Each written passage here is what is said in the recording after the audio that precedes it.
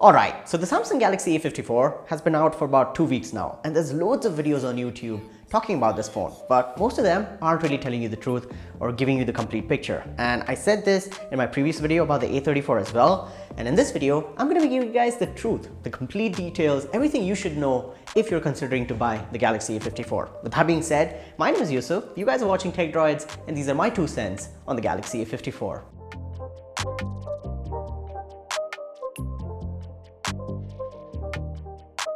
Alright, so let's start off with the unboxing. Here we have it in lime color, and taking a look at the packaging, it's very similar to their flagship devices, and even their A series phones have been coming in this kind of packaging for a while now. So getting into the box, you have the phone itself and the small compartment that has your SIM ejector tool, the USB Type-C to Type-C cable for charging and data syncing, and a bunch of documentation. And that's pretty much it. There's no charger, there's no free case included. And this is kind of a bummer in my opinion. As I mentioned in my previous video about the A34, the Galaxy A54 is priced at about 40,000 rupees in India, which is about $400 in the US. And the price has gone up significantly since the previous phone, and not including a charging adapter in the box means that the user has to spend extra money to get the charging adapter, and that in turn increases the overall cost of the phone itself, and that's really not a good thing. Takes away from the value of the smartphone and just makes it overpriced. So I just wanted to mention that. But now getting to the phone itself, the first major big change here that you'll notice is in the design. And the Galaxy A54 has a beautiful design in my opinion. It is carried forward from the Galaxy S23, which is their flagship. So you have the flat glass back, and this is actually Corning's Gorilla Glass 5. There is independent camera rings for the triple camera setup, and they have this metallic finish on top, which makes it look really premium. The side of the phone is plastic though. It might look metallic, but it is made out of plastic. And the phone is a thick one, and it's also on the heavier side. So 8.2 millimeters into the thickness and 200 grams in terms of the weight. So it's not really a lightweight or sleek device, but it's built really well in my opinion. Towards the front as well, you have Corning's Gorilla Glass 5. So in terms of durability, the Galaxy A54 is a good one. Now the phone also has a IP67 water and dust resistance rating, which is really good to have feature in my opinion. In case you go out in the rain or drop your phone in a puddle of water, it should be okay. What's missing is the 3.5mm headphone jack. There is no headphone jack on the A54, so you'll have to use wireless earbuds or get a dongle to use it via the USB Type-C port. Now, talking about the performance and hardware on the A54, I think there are slight problems here. The Galaxy A54 is using Exynos's 1380 chipset, which is their new and latest chipset, which is based on the 5nm process. You've got 6 or 8 GB of RAM, but it's of the slower LPDDR4X type, not the 5X or 6. So it is slower memory. There is 128 or 256 GB of storage, which is UFS 3.1. and it's expandable via microSD, so that's a good thing. And there's also a 5000 mAh battery that can charge via the USB Type-C port at 25 watts, which is really slow compared to the other devices in this price bracket. You have the OnePlus 11R, Nothing Phone 1, Google Pixel 6a, and Samsung's own S21 FE as well. Now the Samsung phones all charge at 25 watts except their flagships, but these other companies are doing a lot more in terms of charging and battery life performance. And there is companies that are giving you 120 watts, 80 watts, 60 watts, anything better than 25 watts. So I think Samsung is really lacking behind here, and the phone takes about 1.5 hours to charge from 0 to 100, and that's not really good. Like, it's not very convenient. Battery life itself is really good. Coming back to performance, Samsung's A54 could have had any other chipset on the market, the 8 Plus Gen 1 or an older 800 series chipset, or even a Dimensity CPU, but Exynos it is. And Exynos hasn't had the best history in the past. That's why Samsung replaced Exynos with Snapdragon in their flagship phones. And even in India and all other regions, the Galaxy S23 series is shipping with Snapdragon CPUs. And it's not really a tried and proven chipset, the 1380 Exynos, which is in this phone. And even last year, people had complaints with the 1280. So I'm not really, that impressed with this CPU. Overall, it was decent in terms of day-to-day performance. Like when I was using the phone, there were some lags and jitters here and there, especially in the camera app. There is a noticeable shutter lag, and even switching between camera lenses and modes and just from front camera to back camera, there was a slight delay. And I didn't really like it because the phone has just come out the box and it's kind of slow. So that's that. Now this phone is not geared towards gamers or heavy users in any way, but even for day-to-day use, I think the other CPUs will give you a better experience. It's not a terrible chipset, the phone is not terrible at performance. just day-to-day tasks, doing emails, browsing and stuff like that should be fine. Multitasking also should be fine. But I'm just saying it could have had a better chipset, and the price doesn't justify the performance that the phone is giving you. So that's that. Now talking about a good part on the Galaxy A54, that's going to be the battery life performance. 5000 mAh battery will last you about 2 days. And even with 120 Hz and 1080p resolution, you should be able to get to 2 days of use if you're a normal user. If you're a heavy user who likes to play a lot of games or take a lot of pictures and videos, just do heavy stuff on their phone, you should still be able to get through a day. And you should be able to charge the phone overnight because there's no wireless charging or reverse wireless charging. Even though the phone has a glass back, I was assuming Samsung would give you wireless charging, but it's not here. So wired charging will take you about an hour and a half to charge from 0 to 100. So that's that. Now one more thing that I liked about the Galaxy A54 is the display. The A54 has a 6.4-inch display on the front with a Full HD Plus resolution. This is AMOLED panel and there is 120 Hz refresh rate, 1000 nits of peak brightness, also support for HDR.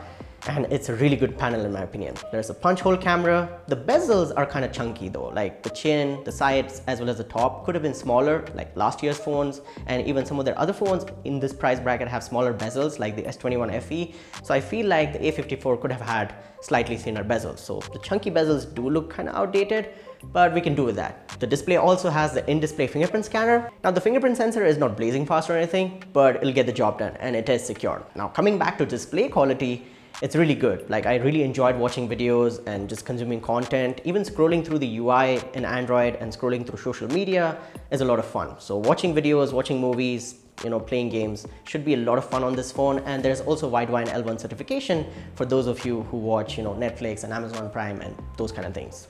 So the display is a thumbs up from my side. And even outdoor visibility on the A54 was really good. Like I really enjoyed using the phone outdoors with their new Vision Booster technology. The colors and everything stayed the same and you're able to clearly see the display even in bright sunlight. So good job Samsung. Now that we have mentioned performance, let's talk about software. On the Galaxy A54, you get Android 13 out of the box and there is One UI 5.1, and Samsung is promising 4 years of Android OS updates and 5 years of security patches, which is a really good promise in my opinion. And Samsung has delivered on these kind of things in the past.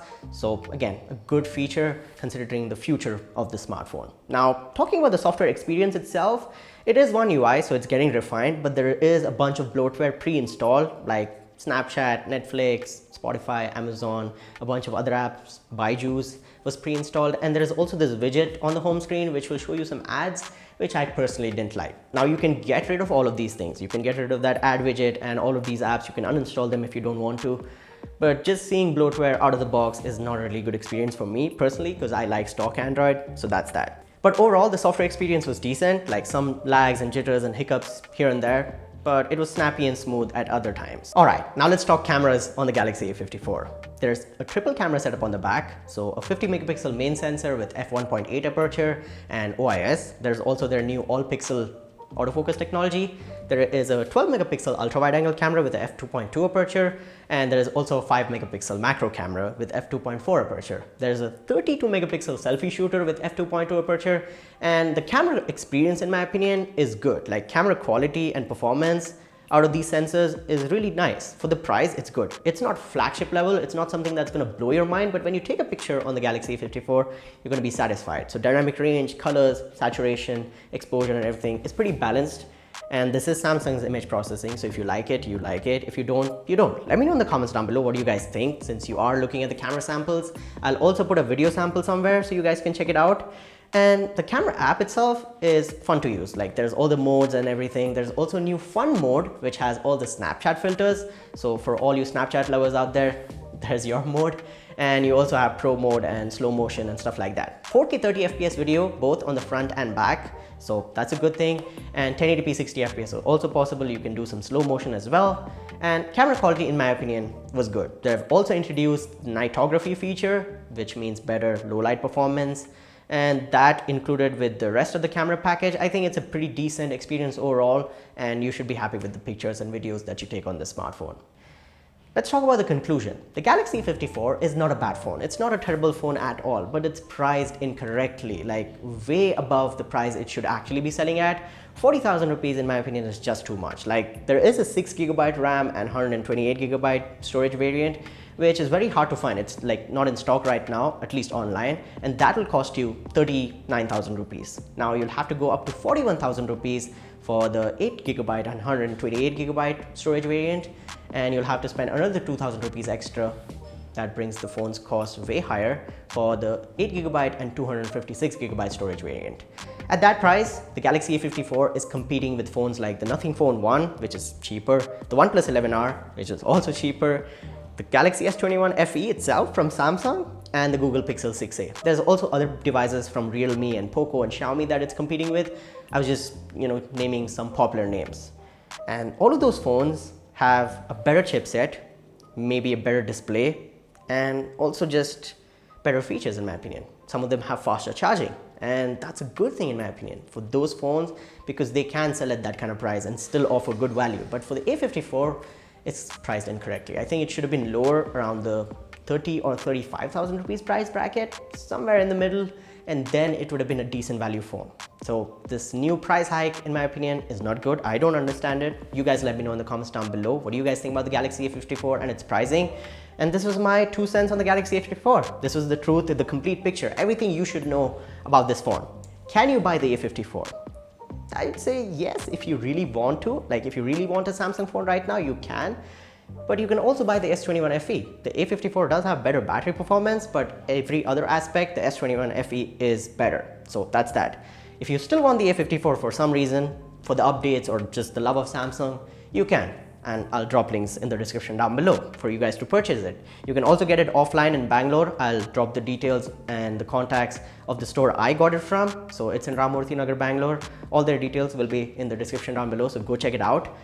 Just know that there are better phones out there with better features that'll give you better value at the same price before you buy the A54. So that's that. There's also Amazon links in the description down below, and those are affiliate links. So if you want to help the channel out, buy from those. But like this video if you enjoyed it, if you found it helpful, subscribe to the channel and hit the notification bell so you guys don't miss out on future uploads like this. With that being said, my name has been Yusuf. You guys have been awesome. Stay awesome, keep smiling, and I'll catch you guys in the next one. Peace out.